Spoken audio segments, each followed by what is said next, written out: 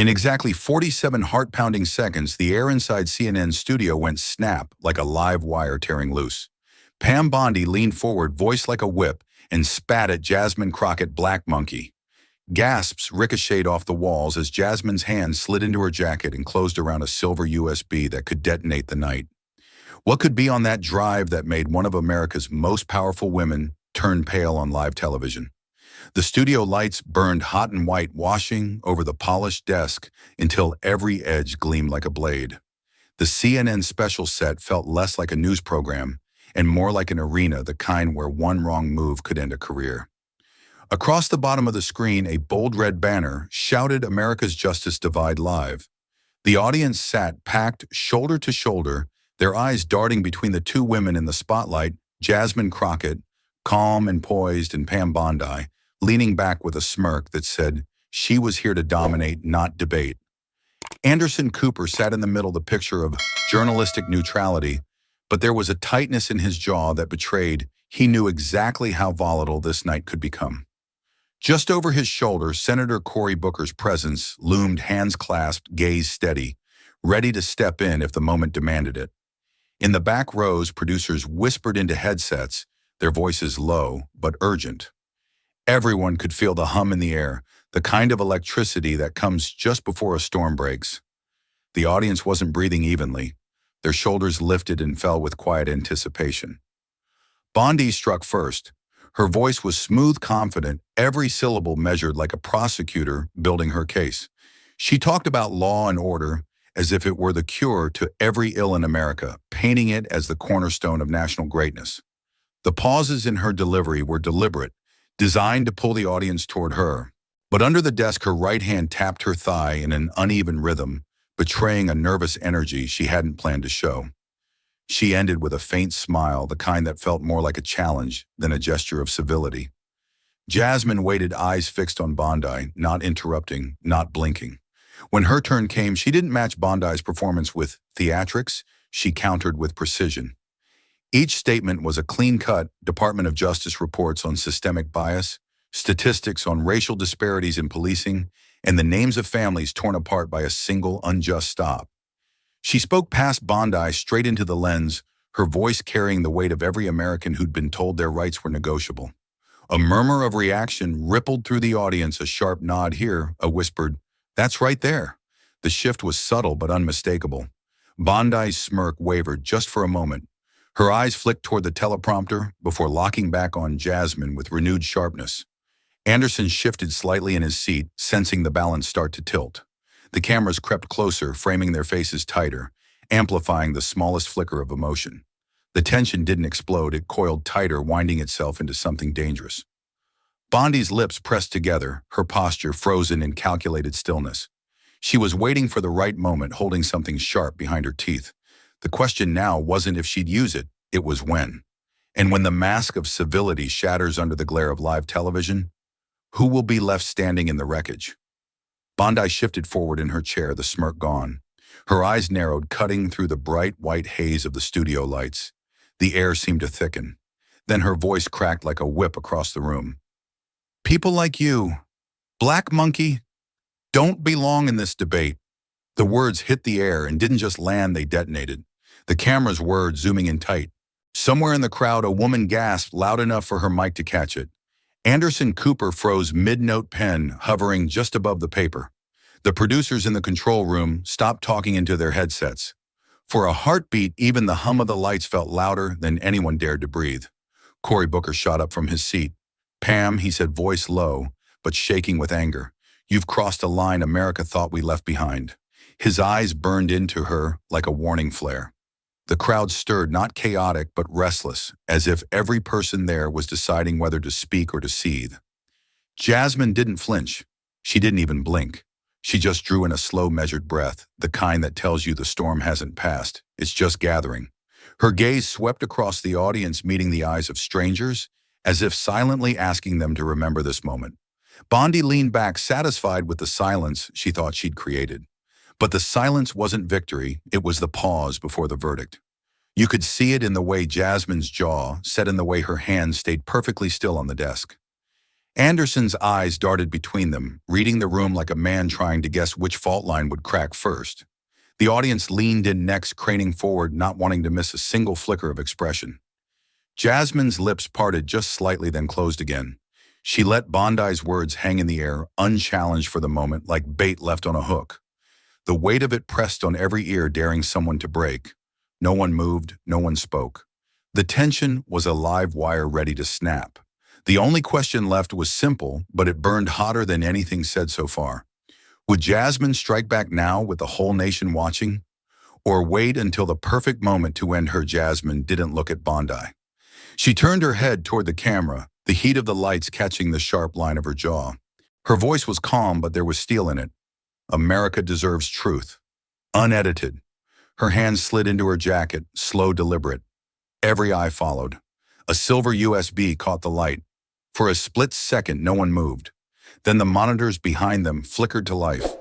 First an image, Pam Bondi smiling beside two men in black suits, their lapels pinned with symbols the public knew too well. Then another, a scanned document with her signature under a line marked Donation 50 $. The source, a group with a documented history of white supremacist ties. Bondi's smirk vanished. Her mouth stayed open, but no words came out. She shifted in her seat, glancing toward the producers, as if searching for an escape route. Anderson Cooper didn't speak. He let the silence stretch heavy enough to press against every chest in the room. The audience began to stir, a low murmur like wind starting in the distance. Phones came out. Someone in the second row whispered, "Oh my God," loud enough for the mic to catch. Cut to a bar in Dallas, veterans in ball caps leaning toward the screen, frozen mid-sip. Cut again to a political science class in California, students wide-eyed, one mouthing, "No way." The murmurs swelled, rolling into scattered applause. Jasmine didn't break eye contact with the lens. She placed the USB gently on the desk in front of her, like evidence submitted in court. Her hands folded together. Not a single tremor. Controlled fury turned into surgical precision. Bondi swallowed hard. She tried to smile, but it came out as a twitch. Her fingers tightened on the edge of the desk. The camera caught it. So did the viewers at home. Anderson shifted his weight but said nothing. His silence wasn't weakness, it was judgment. The kind you don't have to voice for the whole room to feel. The clapping grew louder, not wild, but steady like an unspoken verdict. Jasmine let it wash over her without moving. She'd said enough. The images on the screen were saying the rest. The nation had just seen something it couldn't unsee. And the only question now was this: what else was hidden inside that silver USB that could end a career before the night was over? Bondi finally found her voice. She leaned toward the mic, forcing a laugh that didn't reach her eyes. "This is nothing but fake news," she said, her tone clipped. "I've spent my life protecting American values, and I won't be smeared by political theater." The words landed unevenly. A few heads in the audience nodded, but others shook with disbelief. The split was sharp, half the room leaning forward to listen, the other half sitting back with arms crossed. Jasmine didn't rush to reply. She waited until the quiet grew just enough to make Bondi shift in her seat. "Then why," she asked evenly, "did the FBI flag these meetings?" Her gaze was steady, voice low, but carrying like a drum beat through the studio. Bondi blinked, fast eyes darting toward the cameras before landing back on Jasmine. "They didn't," she started, but stopped. The lights above seemed hotter now, a thin sheen of sweat catching on her forehead. Her fingers drummed the desk once, then stilled. Anderson Cooper glanced between them, letting the moment breathe. The cameras pushed in close, catching every twitch, every flicker in Bondi's expression. The tension in the room shifted. Jasmine was steering this now. The audience felt it too. The murmurs started again, low but insistent, like a crowd sensing blood in the water. A man in the back row whispered something to his neighbor, earning a nod and a smirk. Jasmine didn't acknowledge it, but she knew. Bondi tried to regroup, shifting her chair slightly, angling her body toward the audience instead of Jasmine. "We all meet with donors," she said, her voice a touch sharper. "It doesn't mean we share their views," but the defensive note was there, threaded through every word. Jasmine stayed silent, eyes locked on her, letting the weight of the question still hang unanswered. Bondi's hand went to her glass of water, the ice clinking louder than it should have. The momentum was moving, and it was moving toward Jasmine. She'd planted the seed of doubt, and it was already growing in the minds of millions watching. But in politics, a cornered opponent rarely retreats without a fight. And if Pam Bondi was going to swing back, what if her next move was even dirtier than the last? Bondi straightened in her chair, a flash of something cold in her eyes. "Let's not pretend," she said, gesturing toward the screen behind them. The monitors lit up with grainy footage. Jasmine at a town hall, her voice clipped mid-sentence. "Policing in America needs to be dismantled." The clip ended abruptly, leaving the words to hang naked in the air. Gasps rippled through the audience. Some shook their heads. Others folded their arms, waiting for the next blow. Bondi didn't give them long. "This is who she is," she pressed on, her tone sharp. "Anti-law enforcement. Anti-American values." Anderson Cooper leaned forward, brow knit. "Congresswoman, how do you respond to this?"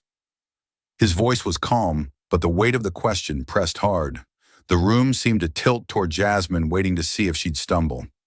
Jasmine looked at the screen, then back at Bondi. She didn't rush. "Play the rest of the sentence," she said softly, but Bondi didn't move. Jasmine turned to the camera instead. "My uncle wore a badge for 30 years. He's a black man who put on that uniform every day, knowing there were people in the world who hated him for the color of his skin, and others who doubted him because of the uniform he wore." The audience stilled. Her voice was low but steady, each word cutting through the charged air. She spoke about her uncle walking her to school in uniform, the way kids in the neighborhood looked at him, half in awe, half in fear. She talked about the night he came home with bruises, not from criminals, but from fellow officers who didn't think he belonged there. "This isn't about hating law enforcement," she said, turning slightly toward Bondi. "It's about demanding that justice is applied equally, no matter who you are or what you look like." Her gaze locked on Bondi's, unwavering. The murmurs in the audience shifted. A few clapped softly. Others nodded, their expressions softening. Bondi leaned back, lips pressed thin, the rhythm of the moment slipping from her grasp. Jasmine had taken the hit and turned it into a story no one could dismiss. But in a fight like this, facts weren't always the deciding factor. How do you win when your enemy plays to fear? Jasmine let the quiet linger just long enough for the air to grow heavy. Then she reached under the desk and placed a thin leather folder in front of her. The snap of it opening cut through the hum of the lights. She slid out a single sheet of paper and held it up for the cameras. The monitors zoomed in, every word sharp on the screen. Across the top, donor ledger confidential. Beneath it, a list of names and figures.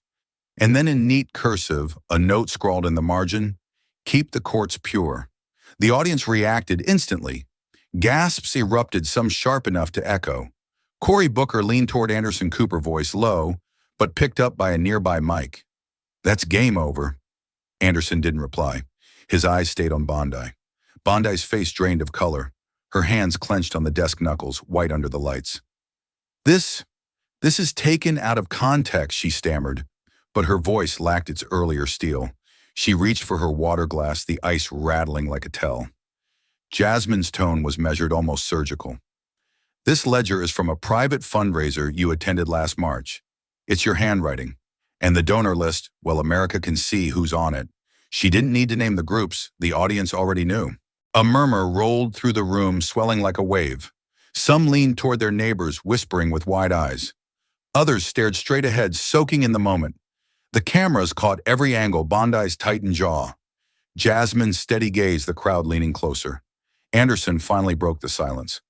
"Congresswoman, are you saying this proves direct influence from extremist donors?" Jasmine didn't flinch. "I'm saying the facts are right here, and they speak for themselves."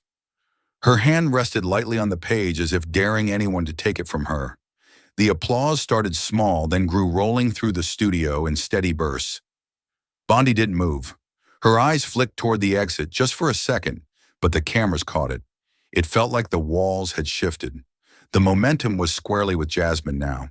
But a cornered opponent is never more dangerous than when they have nothing left to lose. And if Bondi had one last card to play, what would it be? Jasmine didn't reach for another document. Instead, she slipped her hand into the inside pocket of her blazer and pulled out a small, worn photograph. She didn't look at Bondi. She held it up to the cameras, her voice quieter now, but every syllable carried weight. "This is my grandfather," she said. "Vietnam.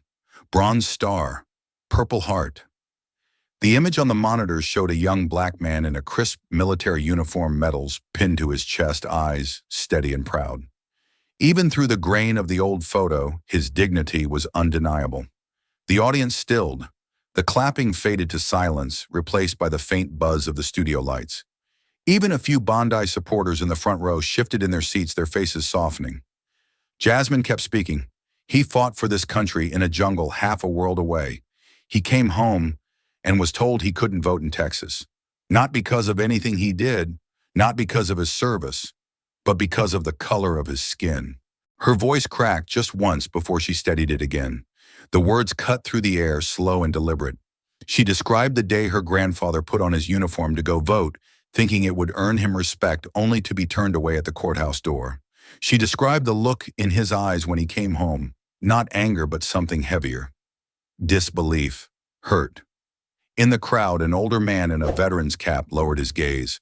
A woman clasped her hands in front of her mouth. The weight of Jasmine's story didn't just hang in the room, it seeped into it. This, Jasmine said, holding the photo a little higher, is why I'm here. Not to trade insults, not to win headlines, but because justice is not charity, it's owed. And I won't stop fighting until every American has it.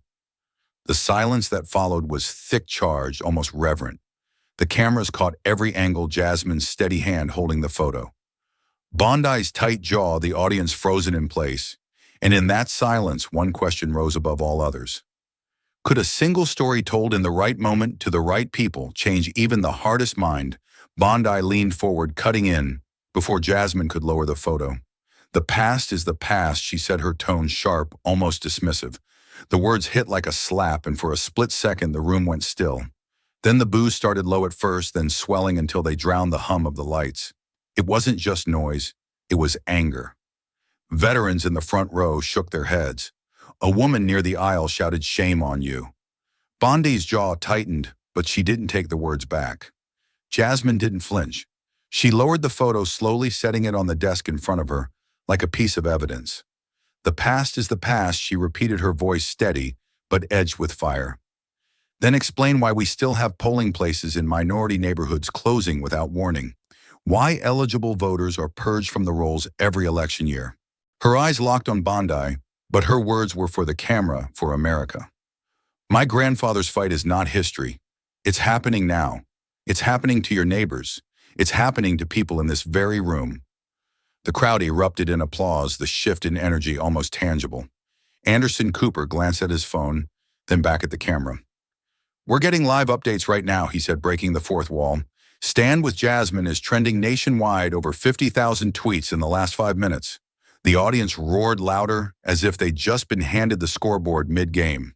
Bondi tried to interject, but her voice was swallowed by the momentum surging toward Jasmine.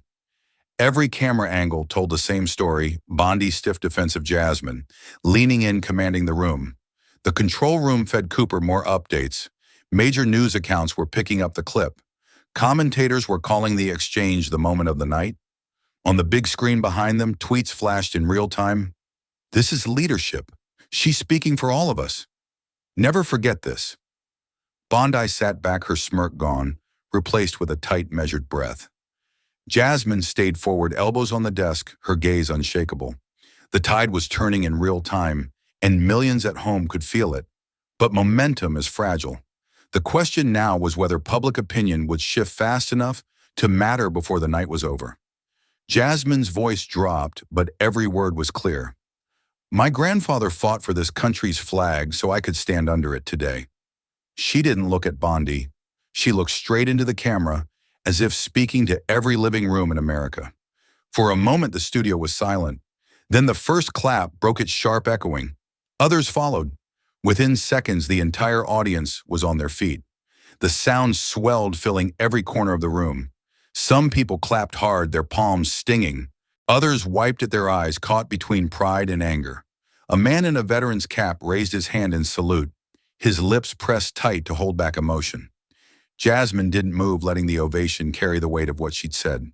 Bondi sat frozen. Her hands stayed on the desk, fingers curled slightly. Her eyes darted toward the producers standing just off stage, as if looking for direction and exit, or both. The lights seemed hotter now, the applause louder, the cameras closer. Anderson Cooper glanced from Jasmine to Bondi, then back again. He didn't try to cut in. This was no longer a debate. It was a moment, and everyone knew it. The control room let the scene breathe, holding the shot of Jasmine framed by a sea of standing applause. In the back, a woman clutched her phone recording. The hashtags were already exploding, the clip destined to be replayed on every platform by morning. People at home could feel the shift, a sense that the night had just changed direction. Jasmine finally moved, offering a small nod of thanks to the crowd. It wasn't dramatic. It didn't have to be. The audience's reaction said everything for her. Bondi's posture stiffened, her jaw tight. She tried to mask it, but the cameras caught the flicker of unease. She knew she'd just lost something that couldn't be measured in polls or sound bites. The applause began to settle, but the energy in the room stayed electric, alive with possibility. Jasmine leaned back slightly, her expression calm, almost unreadable. This could be the moment that breaks the night wide open. Or maybe it's only the calm before a bigger storm. The applause was still fading when a sharp chime cut through the air. On the monitors, a red banner flashed, breaking news. The control room lights flickered, producers leaning over each other, voices urgent into headsets. Something had just dropped, and it wasn't part of the plan. Anderson Cooper pressed a finger to his earpiece, listening hard. His eyes narrowed slightly, then widened. He scribbled something on his notepad but didn't read it aloud. A producer moved behind the camera, mouthing a few words that made his brow furrow deeper. In the control room, the scene was chaos. Multiple screens lit up with headlines, Crockett accused of campaign finance violations. The source, a leak from an anonymous insider, already being pushed by two major outlets. It was timed like a sniper shot aimed to kill momentum. Cooper glanced at Jasmine, almost gauging her reaction before he spoke. But she already knew. The faintest smile tugged at the corner of her mouth. She leaned back in her chair, the studio lights catching the confidence in her eyes. "I wondered when you'd play that card," she said, voice low but carrying. Bondi sat a little straighter, feigning surprise. "I had nothing to do with this," she said, though the way her gaze flicked toward the cameras betrayed her satisfaction. In the crowd, whispers started, some confused, some skeptical. Jasmine didn't rush. She let the noise build around her like a wave. Then she folded her hands on the desk, looking at Bondi, as if sizing her up in a game she'd already played before. Anderson cleared his throat. "Congresswoman, there are reports," Jasmine cut in her tone, measured, almost amused. "Reports based on the word of a ghost. How convenient they surface in the middle of this conversation." The audience shifted, torn between curiosity and loyalty. Phones were out, screens glowing, as people scrambled to check the headlines. Bondi's expression was smooth, but her foot tapped under the table. Jasmine's smirk didn't fade. If anything, it sharpened. She knew the danger of a lie wasn't in its creation, it was in how fast it could spread. The question now was urgent, and everyone in the room felt it. How do you destroy a lie before it spreads beyond your reach? Jasmine didn't flinch. She let the tension hang, her eyes steady on Bondi, like she'd been waiting for this moment all night. Then she reached under the desk and pulled out a slim manila folder. The movement was slow, deliberate, the kind that makes a room lean forward without realizing it. "I thought you might try this," she said, sliding a sheet across to Anderson Cooper. "So I came prepared." The paper was crisp, freshly signed, and at the top, in bold letters, "Affidavit." Anderson glanced down, scanning quickly. His brows lifted. "This is from the alleged whistleblower," Jasmine explained, her voice even but sharp enough to cut. "Signed at 9:12 this morning. It states clearly they never made these claims. They were approached to fabricate them, and they refuse." The audience erupted. Cheers broke out, echoing against the studio walls. Phones shot up, capturing the moment. On the big monitors, a close-up showed the signature and timestamp for everyone watching at home. Bondi's face lost its color in real time. The smirk was gone, replaced by a tight, frozen expression. Her hand stayed on the desk, but her knuckles whitened as she gripped the edge. Anderson lifted his head, looking directly into the camera. "We're fact-checking this live," he said, a producer's voice still feeding in his ear. A beat passed, then he nodded. "It's true." The sound in the room swelled. Applause mixed with shouts of support. Someone yelled, "Game over," from the back row, drawing a ripple of laughter. Jasmine didn't join in. She sat still, letting the noise build around her, Her gaze locked on Bondi. Bondi tried to speak, but the words stalled in her throat. She looked to the producers again as if searching for rescue. None came. Every camera in the room was aimed directly at her. Jasmine leaned forward slightly, her tone quiet but unmistakable. When you spend your time inventing enemies, you forget how to face the truth. The line landed like a gavel. The momentum had shifted so hard it was almost physical. But as every strategist knows, a cornered opponent can still be dangerous. Was Bondi finally out of moves? Or was she about to play her most desperate one yet? She opened her mouth, then closed it again. Her gaze darted to the floor, then to the cameras, then back to the desk. I didn't lie, she managed, but it came out thin, shaky, the kind of tone that betrays more than it defends. The silence that followed was brutal. No one rushed to fill it. Even Anderson Cooper stayed still, his pen frozen above the notepad. The control room didn't cut to another angle. They let the lens hold on her face, catching every flicker of hesitation. Jasmine leaned forward, her elbows resting lightly on the desk. Truth, she said slowly, is not partisan. Her voice was calm, steady, but carried enough weight to cut through the studio heat. And justice, she added, eyes locked on Bondi, is not optional. A low murmur rolled through the crowd like the sound of something shifting beneath the surface. Some clapped quietly, others just watched transfixed. Bondi's jaw tightened, but she didn't look up. She seemed smaller now, boxed in under the glare of the lights and the scrutiny of millions. Booker didn't move, still staring at her, his question hanging in the air unanswered. The audience wasn't going to let it go. They wanted more than a denial, they wanted accountability. Jasmine didn't press further. She didn't need to. Her words were still hanging in the space between them, echoing louder with each passing second. She sat back, her expression unreadable, as if giving Bondi one last chance to salvage her dignity. Bondi's fingers curled on the desk nails, tapping once against the surface. Her shoulders stiffened, her breathing shallow. The producers were watching her closely, now sensing the crossroads. The tension was razor sharp, the next move unpredictable. Would Pam Bondi walk off under the weight of her own silence? Or stay in that chair and finally face the music? Bondi didn't answer. She just sat there staring at the desk, like the wood grain might save her. The silence was thick, stretching, long enough for the cameras to catch the slight tremor in her hands. Then, without a word, she reached up and unclipped her mic. The faint click echoed in the quiet. She set the mic on the desk, stood and smoothed the front of her jacket. Her eyes stayed down, avoiding the crowd, the cameras, and most of all, Jasmine. The audience caught on immediately.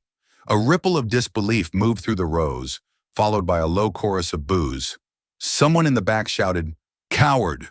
Another voice added, "Answer the question." The sound grew louder as she moved toward the edge of the stage. The cameras tracked her every step.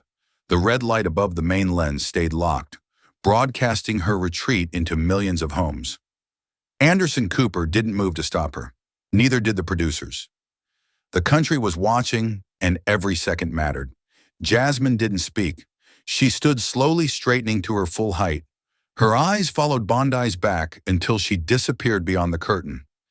Then she turned to face the audience, the weight of the moment settling over the room. The boos faded into a strange hush. No one quite knew if it was over. The crowd seemed to be holding its breath, waiting for Jasmine to claim the moment, but she didn't rush. She let the silence breathe, let it stretch until it became its own statement. Anderson glanced at her, then back at the camera, as if silently asking whether to cut to commercial. Jasmine didn't break her gaze from the crowd. She didn't need to. The power in the room had already shifted. It wasn't about who shouted the loudest or who spoke last. It was about what would stick in the minds of those who saw it. Because when the night was over and the screens went dark, the question would remain. What will America remember from tonight? Jasmine stayed standing, the weight of the studio lights on her shoulders, but her focus wasn't on the room anymore. She turned toward the main camera, the red light glowing like an open door to every living room in America. Her voice came low at first, measured, but strong enough to cut through the silence. "This isn't about me," she said, letting each word breathe. "It's about who we choose to be, when it's hardest to stand." Her eyes didn't blink. She was talking to someone, not just the crowd here, but to the person sitting at home halfway through their coffee, halfway through their patience with the world. She stepped closer to the desk, resting her hand lightly on its edge. "You don't have to like me. You don't have to vote like me, but you cannot look at injustice and turn away because it's easier. That's not politics, that's conscience. The audience was silent now, leaning in.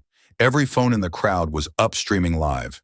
Hashtags were already racing across the bottom of the screen. Jasmine didn't look down. She didn't need a script. I don't care if you wear red or blue or nothing at all, she continued. When someone's rights are on the line, you stand, you speak, or you admit you are willing to watch it happen.